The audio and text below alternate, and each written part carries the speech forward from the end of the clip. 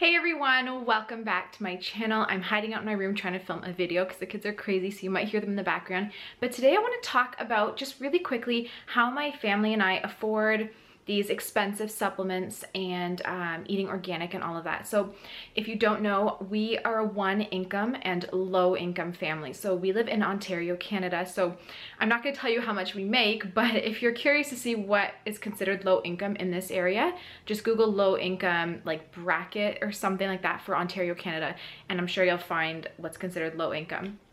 We do not have a lot of money. We do not bring in a lot of money. And the reason why we are one income currently is because we had 3 kids in under 3 years when we got married. And because none of them are school age, to put them in a daycare or something, we would actually have to pay for it. So it would be over $700 a month. I think it would be almost like $850 a month to have my 3 kids in daycare for only like half the day, not even like a full 8-hour timeline. So it would be cheaper for me to just stay home and watch them than to actually be at work and then put them in daycare, because I would be working and then all the money I make would go to pay for daycare and taxes, and there'd be pretty much nothing left for me. So I prefer to just stay at home. So that's why we are one income. And like I said, we are one low income family. So I've made a video like this before on my main channel, kind of talking about our income and stuff like that. So I'm not going to get too much into that and stuff like that and how we save. What I am going to talk about is how we still are able to afford all of these things. I post a lot of videos and I always share supplements that you need to take, for instance, to clear candida or alkalize the body or cleanse the liver. And I get a lot of you guys messaging me or commenting and saying that you can't do these cleanses because you can't afford the supplements. So I totally understand where you're coming from. I know how hard it is to be able to afford all these things. And to be honest, when I first started, I should say, not becoming healthy, but on this like health journey, I was buying a lot of supplements, and for a while we were drowning, and my husband was like, well, we can't keep buying this stuff. It's really expensive. There's got to be another way. And our other way was not to stop buying the supplements. It was to change other things, which I'm going to tell you in a minute on what we do. But for us, we just sat down and we were like, well, what are our priorities? For us, our priority was, aside from God and family, it was health. We want to take care of our health. We believe, my husband and I both believe, that if we don't have health, we are poor. You can have everything you want in the world, but if you're unhealthy, you can't be either alive to enjoy it or you'll be too sick to enjoy it. You won't be happy. So for us, our health is so important, especially now that we have 3 little kids to take care of. So we sat down and we said, well, what do we have in our life that is not as important as health, family, and God? And one of the biggest things for us was like a really fancy internet package or cell phone bills, things like that. So we literally cut back everything that we don't need. That's not a necessity. That's kind of just there because we want it, but we don't technically need it. And this is kind of where a little bit of minimalism plays in, and I talk a lot about this on my main channel. So if you're interested in minimalism and how we save money and stuff, head over to my main channel. The link is in the description box below. It's called Marla Show, and I do have a lot of videos there. But pretty much most people pay anywhere between 70 to like 150 bucks a month for a phone plan. So my phone plan costs $20 a month. It is old school. It is basic AF. It is like unlimited texting and 100 minutes. That is all I get. I don't have data. I don't get internet as soon as I leave the house. I always have to have Wi-Fi if I need to use internet. Super old school. Most people think I'm crazy that I don't have data, and most people want to have access to internet 24/7. For me personally, number one, I don't like having data because I said to my husband, and I've never had data even when I did have more expensive phone plans, but I said to my husband, it's a good way for me to detox from my phone, to not always have internet. It's a good way for me to be shut off from my phone and be turned on with my family, not always on my phone checking it, because if I don't have internet, I don't need to be checking my phone. Another thing is that we save money. So $20 a month versus $80 a month. And I used to spend $80 a month on my phone plan, but I didn't even have data. That was just because I was using a lot of call time, and I just had an expensive plan. I was with Rogers and it was killing me. So we were like, you know what, we're going old school, and we went down to like a basic pay-as-you-go plan. I have to pay every single month. It's not like I'm locked in for 3 years. There's no contracts. My phone is, it's not even here, but it's a Samsung Galaxy S5. I've had it for a long time, and before that, it was my brother's, so I got it super cheap. Actually, I think he gave it to me for free even, which is so sweet of him.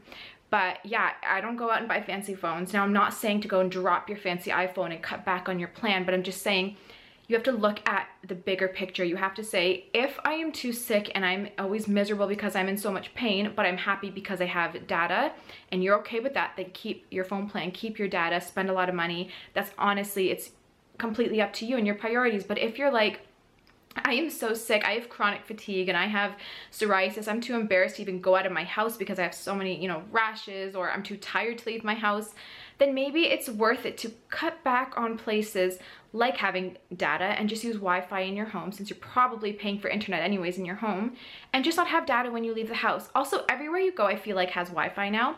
But anyways, that's just one area in your life where you could cut back. If you cut back your phone plan, you'll probably have 60 to 80 bucks a month right there, extra cash. That cash can be put to buying supplements that you actually need to improve your health.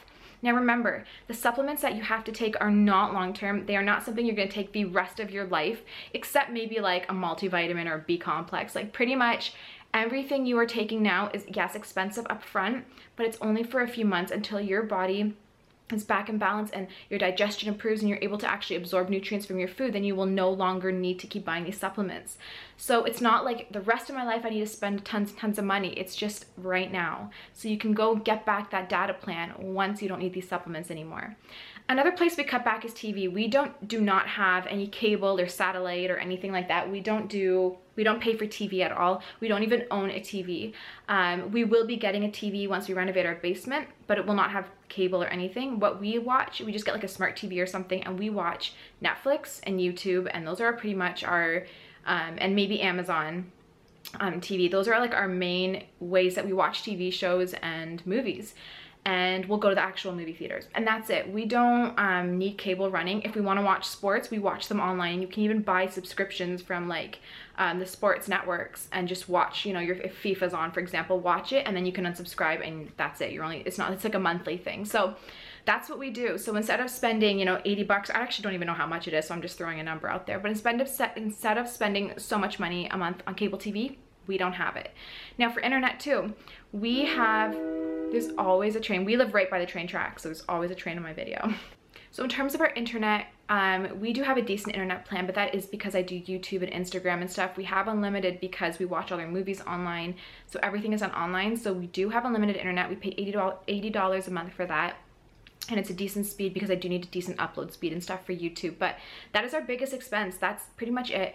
We just cut back in those areas of our lives. Also, we don't eat out every single day. We do eat out, just not every day. It'll be like a couple times a month, maybe even just once a month type of thing.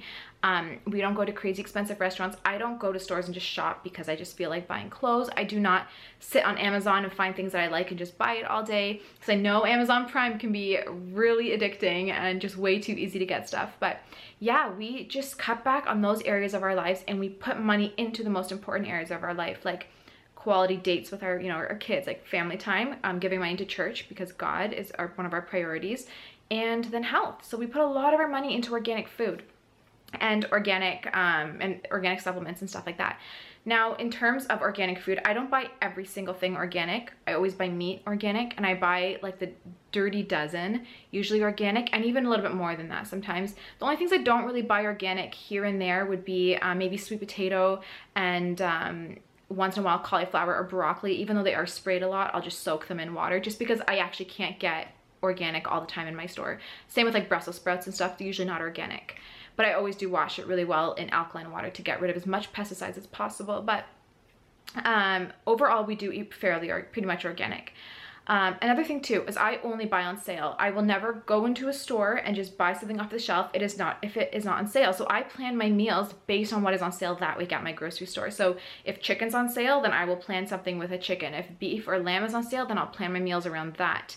If a lot of apples are on sale, but the berries are really expensive, then I'll buy the apples and make an apple crisp instead of a berry crisp. Or if the cauliflower is on sale, then it's cauliflower smoothie instead of zucchini smoothie. So I always just buy what's on sale. I also do coupons if we ever do have them, but we don't really get them for our grocery store. So usually we only have coupons for diapers, but I do use them.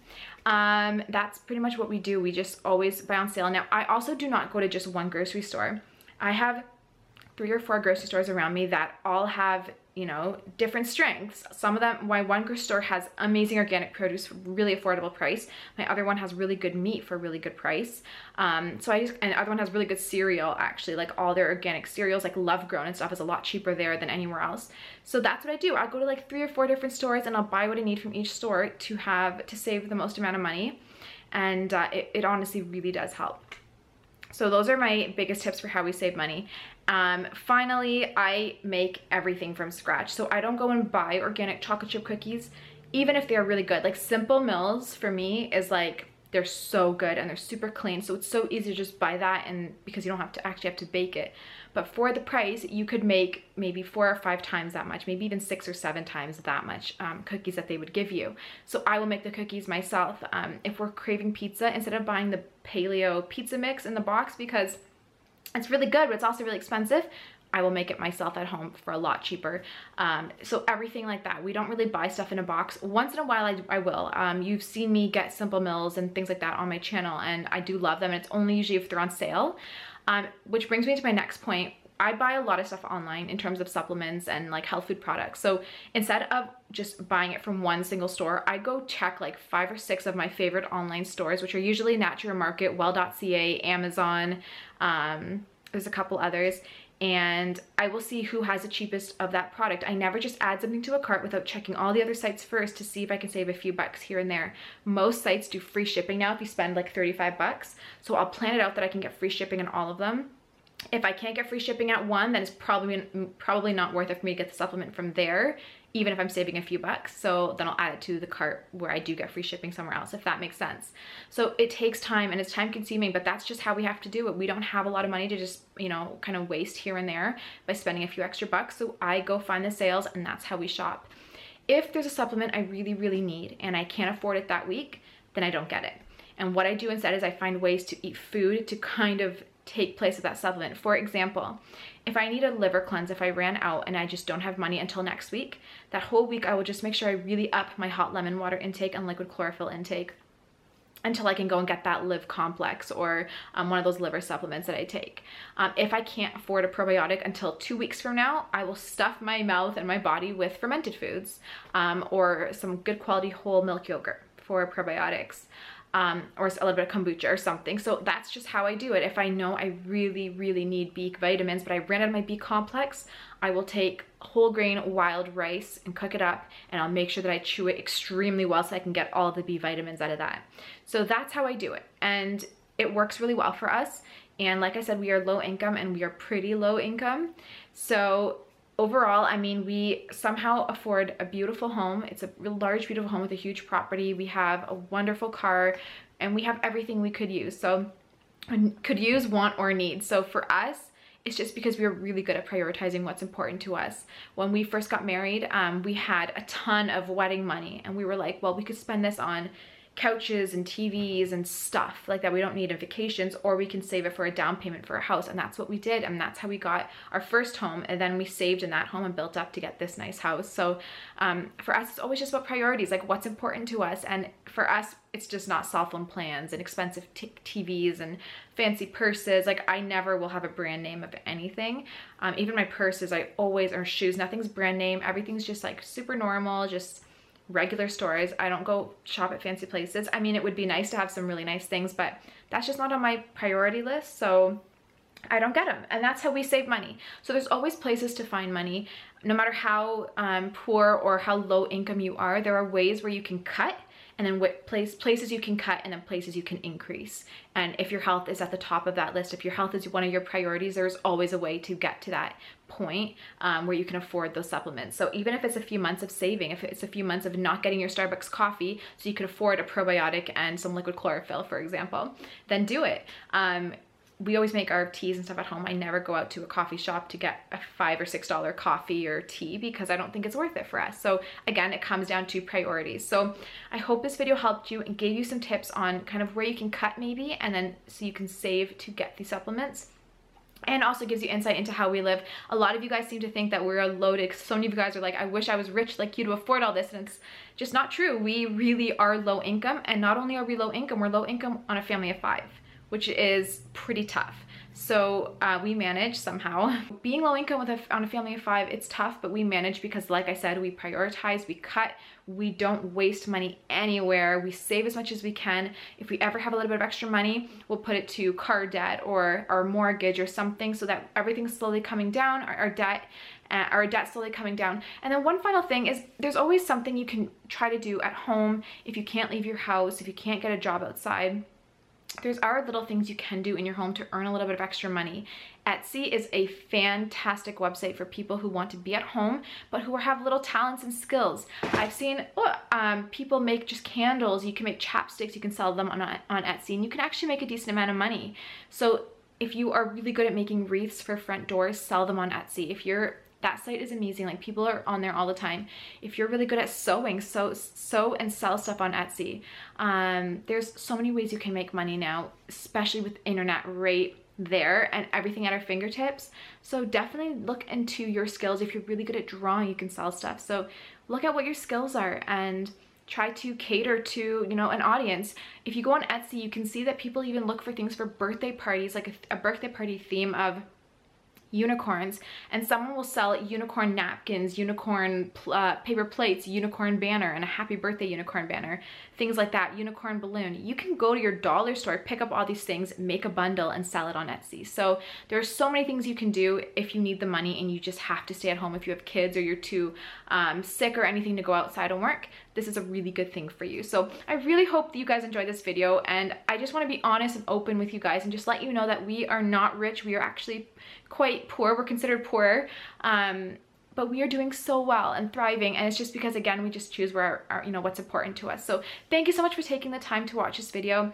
If you want more tips and tricks, follow me on Instagram. I always share recipes that are affordable, psoriasis friendly, candida friendly, and I also share some awesome finds that I get if there's ever discounts and sales. So make sure you follow me there. Everything is in the description box below. I love you all, and I will see you in my next video. Bye.